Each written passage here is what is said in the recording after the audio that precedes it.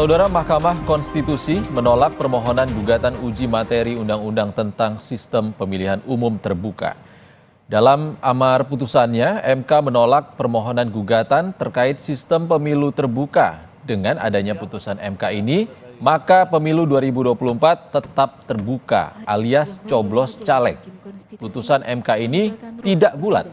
Hakim Konstitusi Arief Hidayat menyatakan pendapat berbeda dengan menyebut sistem pemilu proporsional terbuka harus dievaluasi, perlu ada peralihan ke sistem proporsional terbuka terbatas.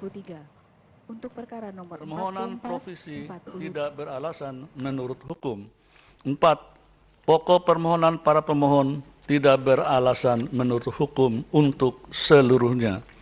Berdasarkan Undang-Undang Dasar Negara Republik Indonesia tahun 1945 dan seterusnya, amar putusan mengadili dalam provisi menolak permohonan provisi para pemohon.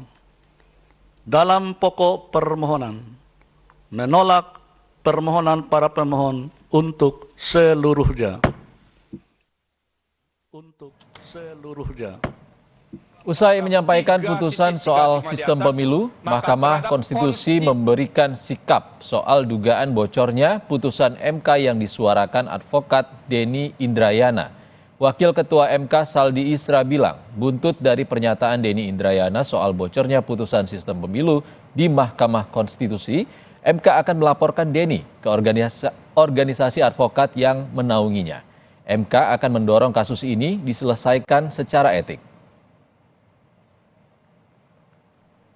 Permusyawaratan hakim sudah mengambil sikap bersama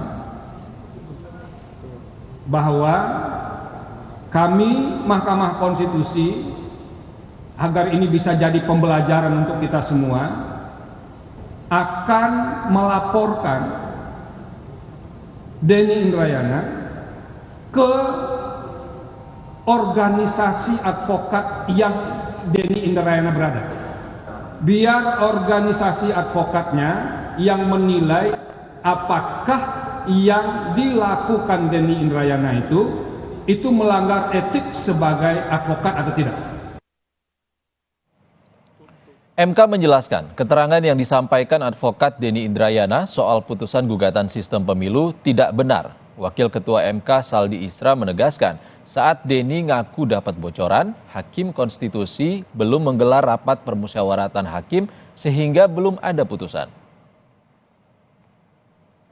Kami memilih hari ini kami merespon pernyataan Denny Indrayana bahwa pernyataan itu benar, tidak benar. Pernyataan itu tidak benar karena apa? Satu, tanggal itu belum ada putusan, belum ada rapat permusyawaratan hakim. Rapat permusyawaratan hakim untuk memutus itu baru terjadi tanggal 7 Juni. Dan yang paling akhir itu buktinya secara angka tidak tepat. Isu dugaan putusan MK bocor bermula dari klaim pakar hukum tata negara Denny Indrayana. Di media sosialnya, Denny menulis telah menerima informasi MK akan memutuskan pemilu 2024 menggunakan sistem proporsional tertutup. Di bagian bawah postingan, Denny menyebutkan komposisi putusan 6/3 dissenting. Tweet ini diposting Denny Indrayana pada 28 Mei 2023.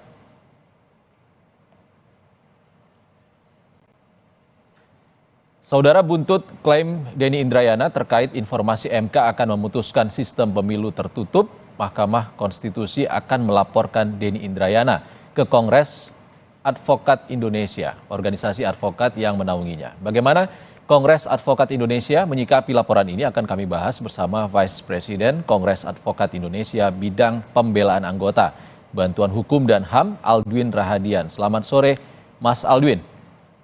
Sore, Mas. Selamat sore. Kita juga berbincang dengan juru bicara Mahkamah Konstitusi Fajar Laksono. Selamat sore, Mas Fajar. Selamat sore, Mas Iksan. Kita ke Mas Fajar dulu. Oke, Mas Fajar, kapan nih MK akan melaporkan Denny Indrayana ke KAI? Iya, terima kasih. hari ini tadi kita sudah menggelar konferensi dan tadi juga sudah disampaikan oleh Wakil Ketua Mahkamah Konstitusi. Seiring dengan tanggapan ini, seiring dengan rencana untuk melaporkan ini, tentu kita sedang menyiapkan laporan itu. Hari ini sedang kita siapkan dan mudah-mudahan dalam awal-awal pekan depan atau pekan depan lah, kira-kira laporan dugaan pelanggaran etik itu nanti akan kita serahkan, akan kita sampaikan kepada organisasi advokat, dalam hal ini Kongres Advokat Indonesia. Tentu kami mempercayakan sepenuhnya, tadi Profesor Saldi juga sudah menyampaikan bahwa ini silakan yang memberikan penilaian nanti adalah organisasi advokat itu sendiri, dalam hal ini KAI. Apakah dugaan pelanggaran etik ini betul-betul terbukti atau tidak, itu kami serahkan sepenuhnya. Insya Allah minggu depan kita sampaikan, Mas Iksan. Akan segera disampaikan. Kalau dari Mas Alduin, bagaimana Mas merespons hal ini? Ya, pertama perlu saya jelaskan bahwa KAI, Kongres Advokat Indonesia, adalah organisasi advokat yang independen, tidak terafiliasi oleh partai politik manapun. Yang kedua, menyangkut rencana surat yang akan disampaikan oleh MK terkait polemik Prof. Denny Indrayana, rekan sejawat kami. Sampai hari ini kami belum terima secara resmi, ya. Jadi belum kita terima, namun kemudian sudah ada statement dari MK, tentu kita akan hormati, ya, akan kita sikapi, karena hari ini pun kita kan belum tahu apa isi surat ataupun laporan yang disampaikan kepada KAI. Hanya saya sebagai pribadi dan rekan sejawat Prof. Denny, kita harus sama-sama tahu juga bahwa Prof. Denny ini selain advokat, beliau itu adalah politisi dan juga akademisi.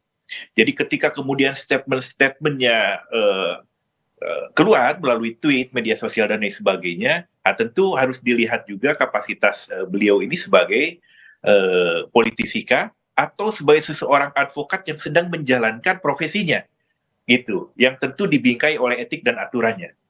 Ya, jadi bisa juga kalau kemudian dia sebagai politisi, tentu dia punya hak secara pribadi menyampaikan pendapat dan lain sebagainya, terlepas dari aturan etik organisasi advokat.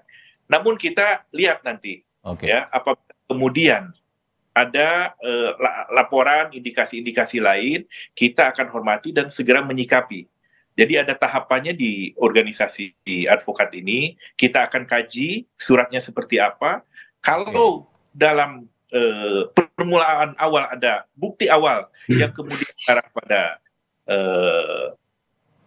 permasalahan etik, maka akan dibentuk majelis etik melalui Dewan Kehormatan. Itu. Tapi kalau kemudian ini kajian ini tidak ada satupun, ya, bukti, ya, dalam hal ini Prof. Denny menjalankan profesi advokat dan menyalahi etik, ya tentu tidak akan lanjut kepada majelis etik melalui Dewan Kehormatan. Itu. Dalam beberapa kesempatan Mas Alduin, Prof. Denny bilang dia advokat publik saat menyampaikan informasi itu, dugaan bocoran putusan MK itu. Kalau dari Mas Alduin sendiri melihatnya seperti apa? Posisi dari Denny Indrayana sebagai seorang advokat atau seorang politisi saat itu? Ya, beberapa statement yang kami lihat, ada juga beliau sebagai kemudian politisi Demokrat, ya kan, ataupun beberapa statement. Sehingga nanti kita lihat saja, ya, kita juga tidak berandai-andai. Surat yang kemudian berikut bukti terkait laporan dari MK seperti apa. Tentu ini akan menjadi kajian di Kongres Advokat Indonesia, ya, untuk bahwa posisi Prof. Denny ini dia dalam rangka menjalankan profesi atau bukan. Kalaupun dalam rangka menjalankan profesi advokat, dia sedang mengadvokasi siapa, mendapat kuasa dari siapa dan sebagainya, itu kan harus jelas.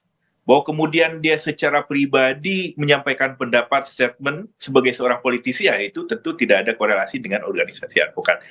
Namun kita hormati, kalaupun ada surat, ya, karena sampai hari ini kita belum tahu apa isi laporan ataupun surat dari MK, ya kita nanti akan kaji terlebih dahulu. Hanya tahapannya seperti tadi yang saya sampaikan, bahwa kalau kemudian ada bukti awal, tentu KAI sebagai salah satu organisasi advokat terbesar di Indonesia, secara profesional kita akan menyikapi, ya, akan membentuk majelis etik melalui Dewan Kehormatan. Nah, di sana kemudian akan ada panel ataupun persidangan. Tapi kalau kemudian di awal, ya, laporan kita tidak temukan apapun menyangkut unsur keprofesian dalam hal menjalankan profesi advokat, ya tentu itu bukan ranahnya organisasi. Itu di luar dari wewenang dari KAI, ya. Terima kasih, Mas Aldwin.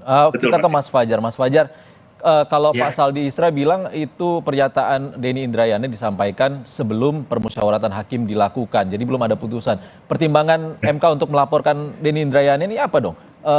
Apakah penyebaran hoax? Karena kan bukan rahasia negara artinya.